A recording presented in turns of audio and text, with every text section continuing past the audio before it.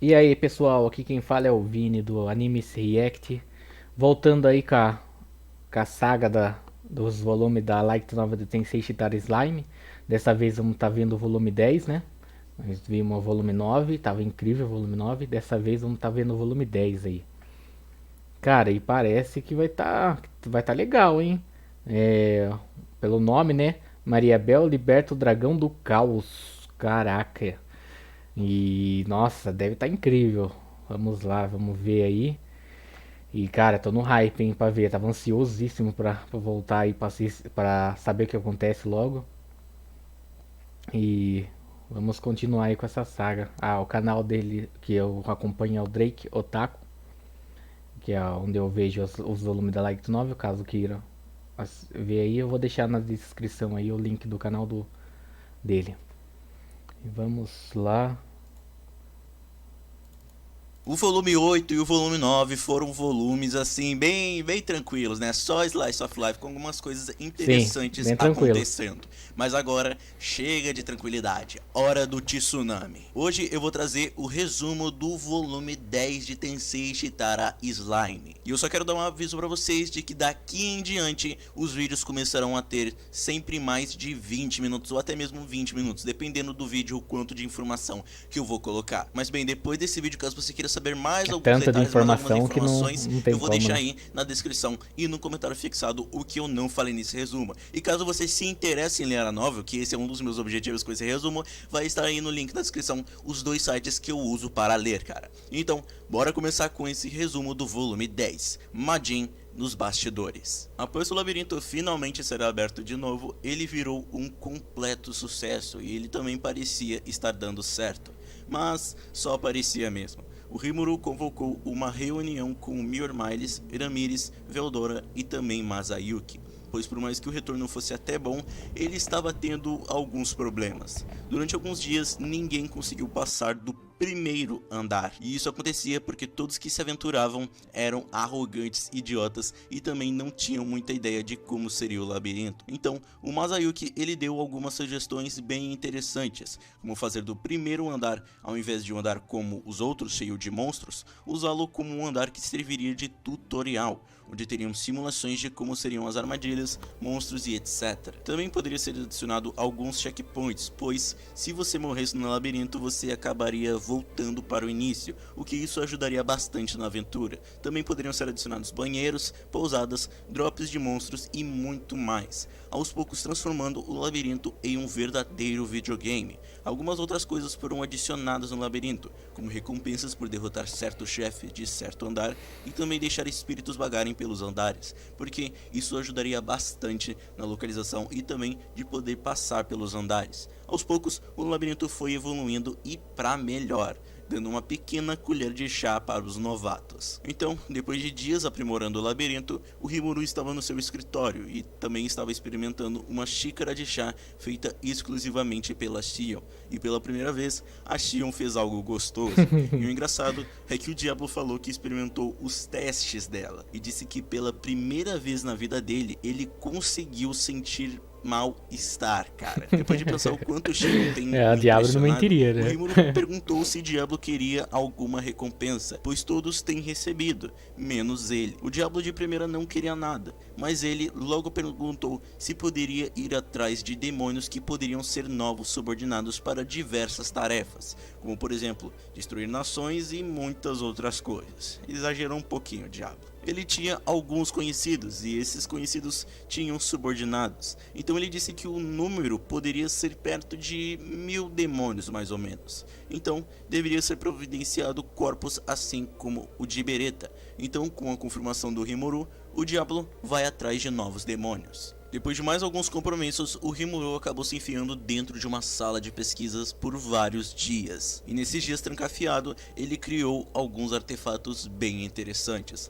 Logo, o Rafael o avisa que ele estava há muitos dias sem falar com os seus subordinados, e então ele recebe a visita do Mior Miles, que estava procurando por ele. O Mior Miles avisou que as coisas no labirinto, que ao mesmo tempo estavam indo bem, também estavam indo mal. Tirando a equipe de Masayuki, um grupo de aventureiros chamado Rebelião Verde estaria avançando num nível simplesmente descomunal. Eles já estavam perto até mesmo de chegar no nível 50. E não só isso, mas a Hinata e os Cavaleiros Sagrados que estavam desafiando o labirinto e também que começaram vários andares acima, conseguiram derrotar a maioria dos chefes dos andares, que estavam fracos ou precisavam de treinamento. Um exemplo deles era Zegion, que estava em um casulo, ou até mesmo a Kumara, que precisava crescer ainda, já que era jovem ainda. Ou até mesmo o Adalman, que logo depois de perder a sua fé no iluminismo, ele não podia mais usar magia sagrada. Os Cavaleiros Sagrados em um certo andar haviam sido derrotados, mas a Hinata,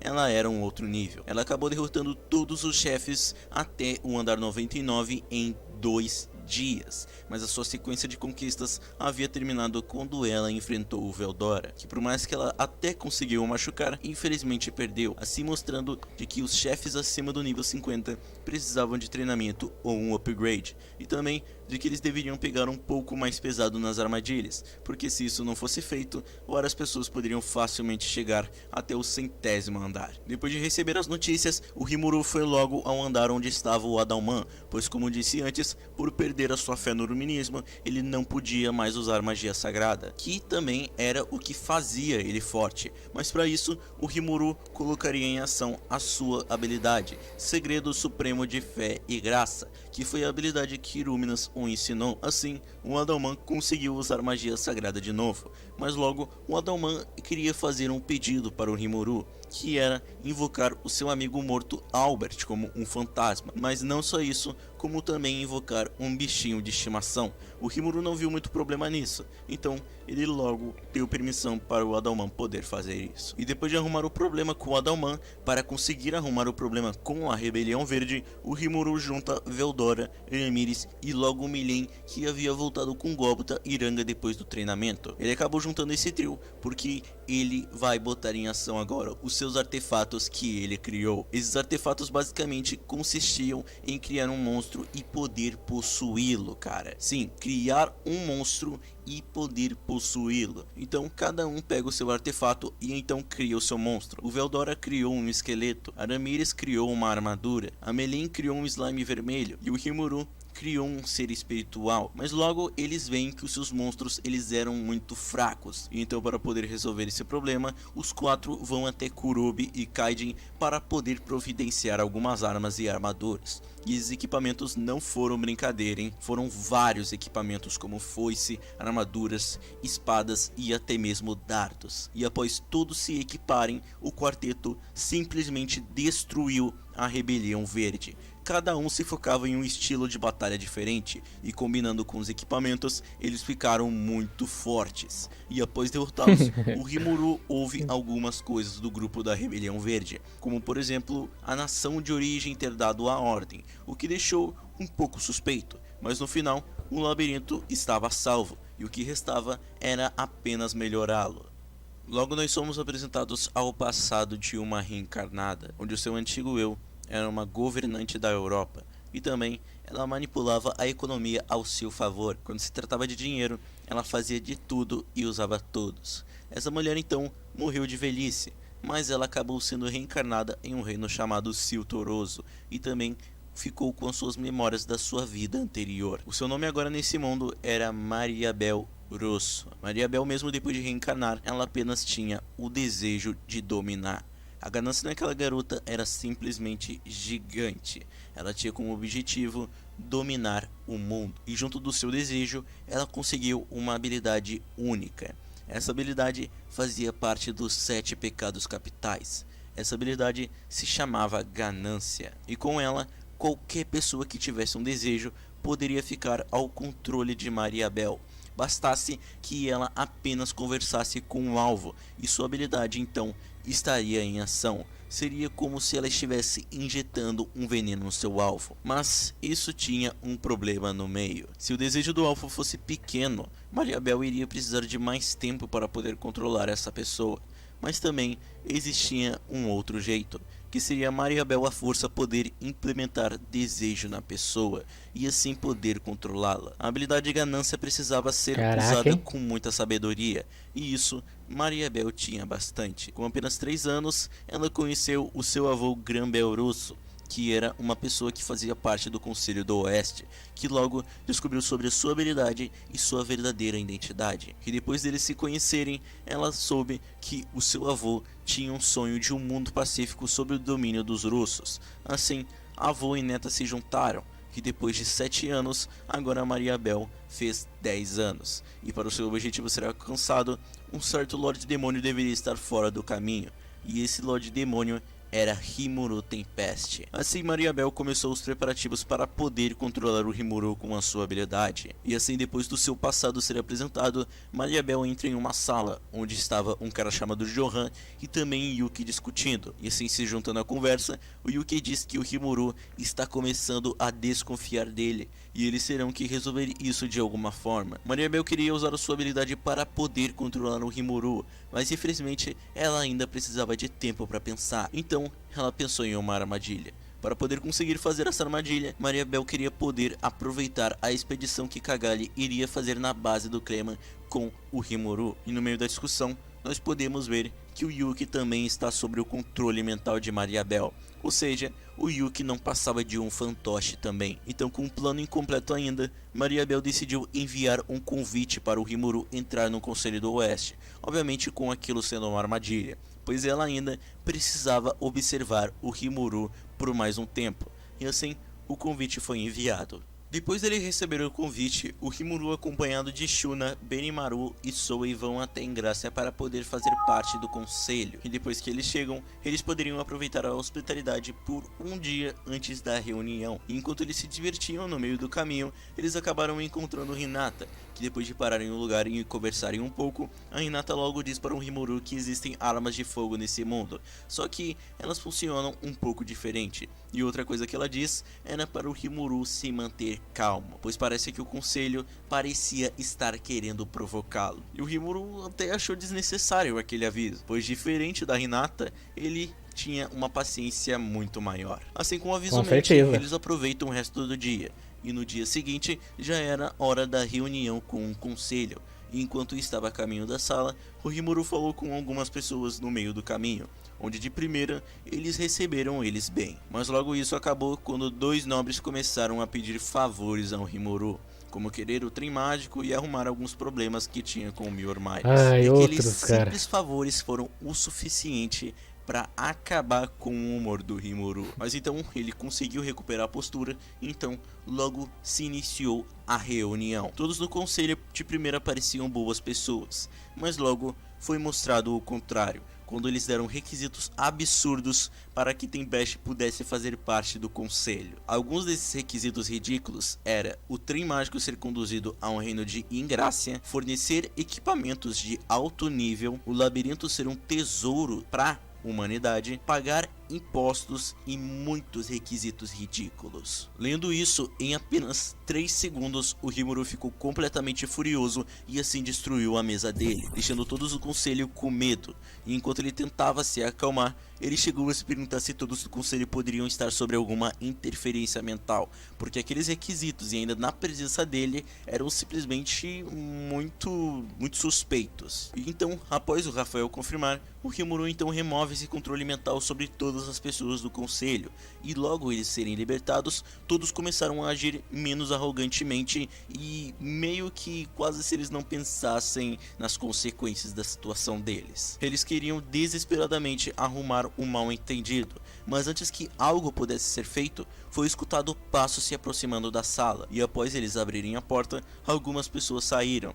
Entre eles estava o Kai, que mantinha a mesma postura arrogante e idiota dele. Junto dele estava um outro homem chamado Reiner, outra pessoa chamada Gavan e o príncipe de Ingrácia, que se chamava Eric. Eric invadiu a reunião pois ele queria derrotar o Rimuru e fazê-lo obedecer todas as suas ordens. E para isso, ele contratou Kai e Reiner para derrotá-lo. Ao ver tudo aquilo, a Hinata, que havia ficado quieta até agora, tentou fazer o Eric parar, mas ele simplesmente levou a paciência da Hinata até o quinto dos infernos. Sério, ele insulta tanto a Hinata que daria umas boas linhas aqui. A Shuna também era outra que já não estava mais aguentando ver o Rimuru sendo insultado. Ela então decidiu também entrar na briga. E eu acho que eu nem preciso dizer qual que foi o resultado, não é mesmo? Depois da Shuna e a Hinata terem dado uma surra nos soldados do Eric, o Rafael então avisou o Rimuru sobre uma aura assassina direcionada para o Eric. E após usar a percepção mágica, ele pôde ver que era uma mulher ruiva que estava segurando uma pistola. E aí então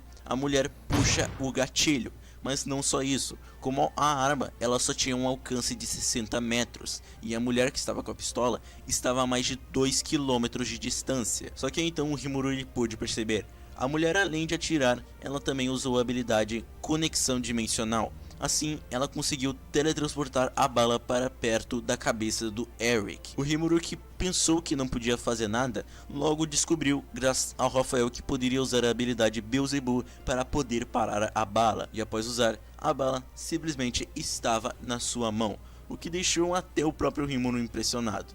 Mas depois da vida do Eric ser salva, o Zoe manda um dos seus clones atrás daquela mulher. O Zoe ele logo consegue capturar a mulher que estava de sniper, e é revelado então que essa mulher era na verdade Glenda, um dos 10 grandes santos, que também estava sob o efeito da interferência mental da Maria Bell. Quando todos chegam em Tempeste, o Rafael então desfaz o efeito, o que deixa Glenda revelar tudo sobre Maria Bell e Granbell, que depois de conseguir bastante informações, o Rimuru pensou que a expedição que iria fazer com Cagalli poderia ser uma armadilha, mas com uma sugestão do Rafael, seria melhor ir na onda da armadilha, para, entre aspas, demonstrar fraqueza, o que já poderia revelar mais sobre o plano da Maria Bell. E então, depois daquele dia, o Rimuru iria fingir demonstrar fraqueza e não iria mais baixar a guarda dele. No dia da exploração, o Rimuru, antes de ir até Cagalli, vestiu junto de Gobta e Melim as roupas de exploração que foram feitas exclusivamente para essa ocasião.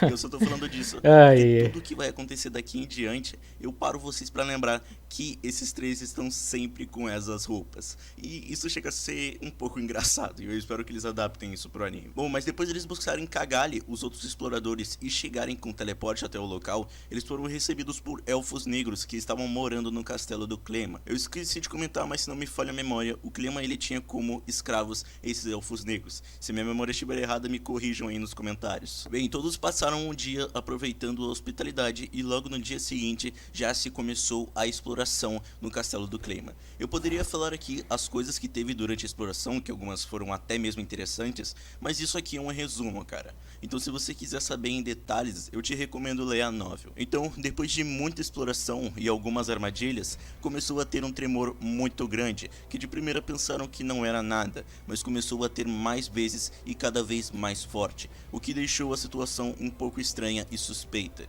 Não só isso, mas como as armadilhas que continham golems pareciam ter sido ativadas por um invasor, e enquanto tudo isso acontecia, a Melim ela teve uma reação um quanto estranha. Ela acabou arregalando os olhos e apenas disse que ela tinha algo a fazer, e vendo que a situação estava estranha, o Rimuru usa a percepção mágica, e logo ele pôde perceber que o responsável por aquele tremor era na verdade o dragão do caos, que havia sido libertado do seu selo de algum jeito. Essa era uma das cartas na manga de Maria Bell. E logo após alguns contratempos, Maria Bell finalmente apareceu diante de Rimuru, mas ela não estava sozinha. Ela estava junto de Kai, estava junto de um outro cavaleiro e também de Iyuki. E após uma discussão sobre o seu jeito de pensar e após ver como a sua inimiga pensa e os objetivos dela, o Rimuru viu que não havia escolha se não lutar contra Maria Bell. Mas para a surpresa, entre aspas, dele, Maria Bell ativou uma barreira em volta do castelo, o que era a mesma barreira que deixava os monstros fracos.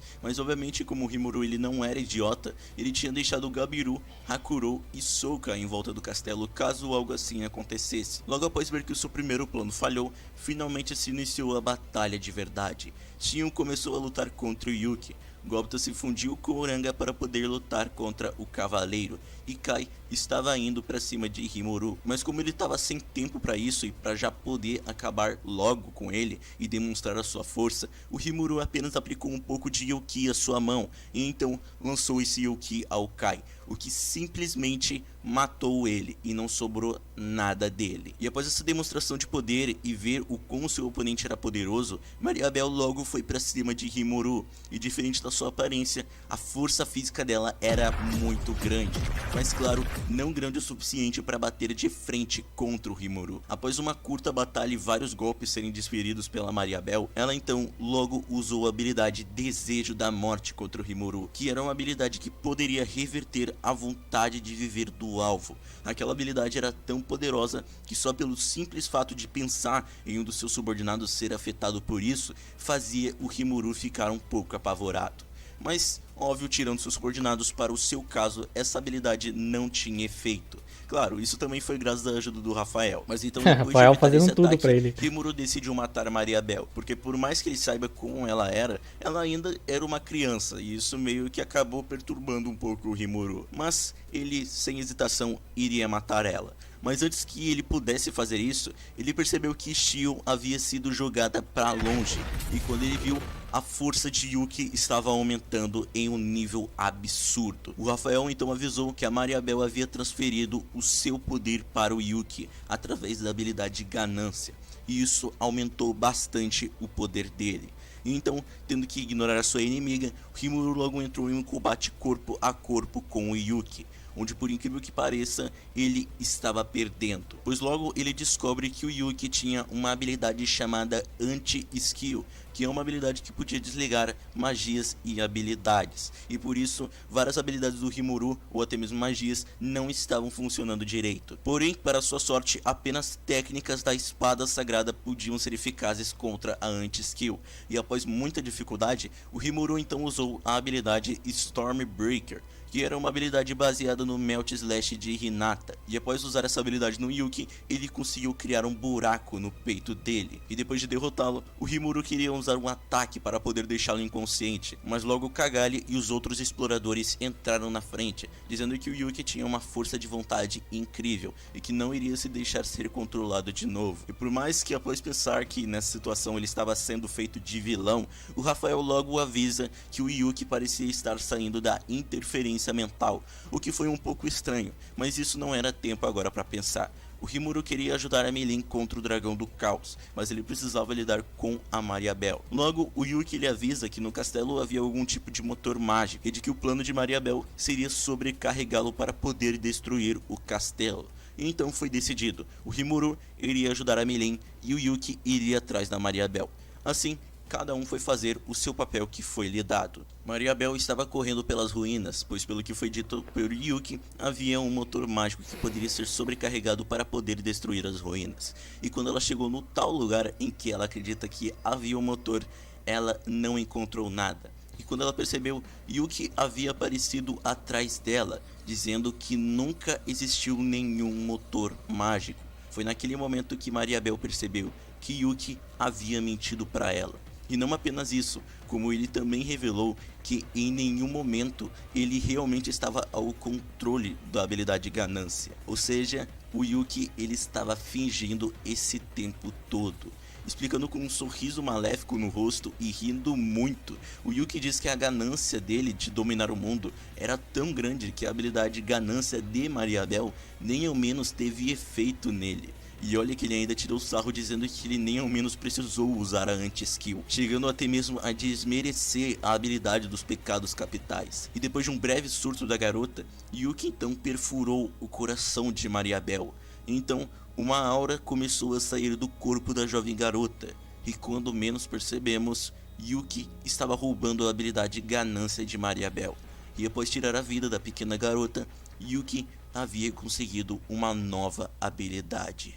Rimuru finalmente tinha chegado aos céus, onde estava o Dragão do Caos e Meilin, que estava tentando selá-lo de novo, porém sem sucesso. A Milen desesperada pediu ajuda ao Rimuru, pois ela não queria matar o seu amigo de infância. Afinal, isso é bem compreensível. O amigo dela é meio que praticamente o pai dela, já que ele usou os poderes restantes dele para meio que se tornar aquele dragão. Assim, com esse pedido de ajuda, e mesmo sem ideia, o Rimuru prometeu ajudá-la. E claro, por dentro ele estava pedindo ajuda ao Rafael. E uma coisa que eu preciso falar aqui é que várias vezes o Rimuru afirma de que nem mesmo ele teria chance contra o Dragão do Caos. Ou seja, se não fosse pela Milen estar lá, poderíamos muito dizer de que o Rimuru estaria bem ferrado. Mas com um plano em mente, enquanto Milen estaria ocupando o Dragão do Caos, destruindo a sua forma astral com o Dragon Buster e a Dragon Nova, o Rimuru estaria de fininho chegando até o núcleo dele para assim poder usar o Beelzebub e também consumir a alma dele. Com isso feito, a carne viva do dragão ainda continha muito poder mágico e parecia estar prestes a explodir, mas logo o Rimuru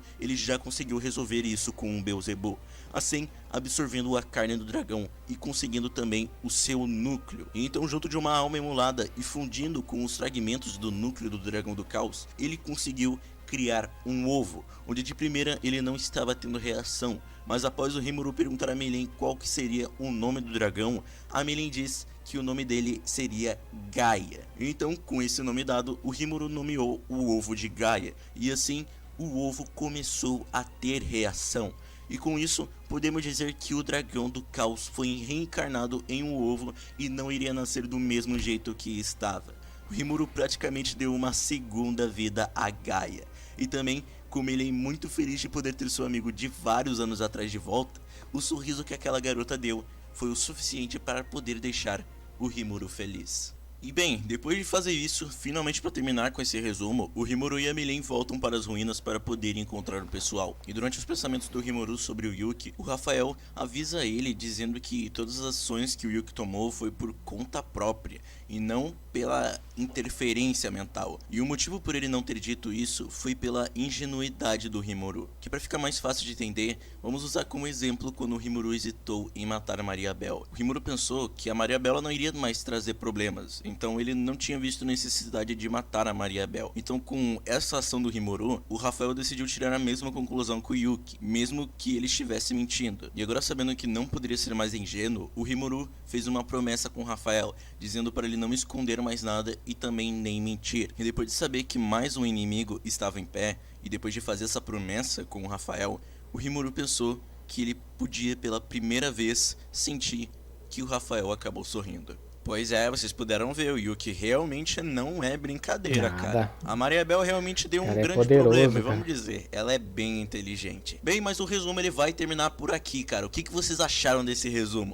Diz aí nos comentários, porque eu vou querer saber. O próximo resumo vai ser a parte 1 sobre o volume 11. E ele deve sair lá por quarta ou terça, eu já vou falar. Vai ter também parte 2 e os vídeos vão ser grandes. Então esperem ansiosos até lá, porque depois desse volume é onde realmente tudo vai mudar. Mas enfim, espero que vocês tenham gostado desse resumo. Então, até o próximo vídeo. Cara, que resumo, hein? Gostei aí de aparecer mais um personagem aí, né? A Maria Bell. Dessa vez já morreu já. Mas dá pra saber, né? Porque eu sei que o Yuki é bem poderoso, então não faria sentido o que ele tava fazendo. Então era óbvio que ele tava só fingindo mesmo. E é bom saber que o Rimuru tá evoluindo, né, cara? Porque ele não pode continuar do jeito que ele é, ingênuo, tipo, o tempo todo. Porque se acontecer isso, vai acontecer o que aconteceu no anime lá, quando acontece aquela invasão, essas coisas, por causa das ações dele. Então, tipo, ele tem que entender que não dá, tem coisa que não dá pra deixar. Ele tem que resolver o quanto antes e parar com essa ingenuidade dele, né? Então, tipo, quando ele saber que tem um inimigo que realmente não tem o que fazer, tipo, tem que acabar com esse inimigo, porque não tem salvação mais pra ele, né? E eu espero que ver o Rimuru cada vez mais evoluindo mais aí, né? Com essa mentalidade dele. Porque não dá, né? Porque não dá pra ele continuar com a mesma. Porque alguma hora vai acabar prejudicando muito ele. E que aconteceu já, né? Já prejudicou. Mas eu gostei muito desse volume. Nossa, foi muito interessante. Bastante informação aí que teve. E cara, acho que os próximos volumes vai, nossa, vai estar muito melhor ainda. Tô ansiosíssimo pra ler. Se eu não me engano, o volume 11, nossa, ele é bem grande, até dividido em duas partes, mas logo eu vou estar trazendo aí pra vocês. E eu tô ansioso pra tá lendo aí. Valeu aí pra quem acompanhou até agora. Se gostou, é só curtir aí, se inscrever no canal. Deixa nos comentários aí o que você achou. E deixa nos comentários também qual outro anime, alguma coisa que vocês queiram que eu esteja reagindo, que eu vou estar trazendo pra vocês aí. Beleza? Até a próxima, falou e fui!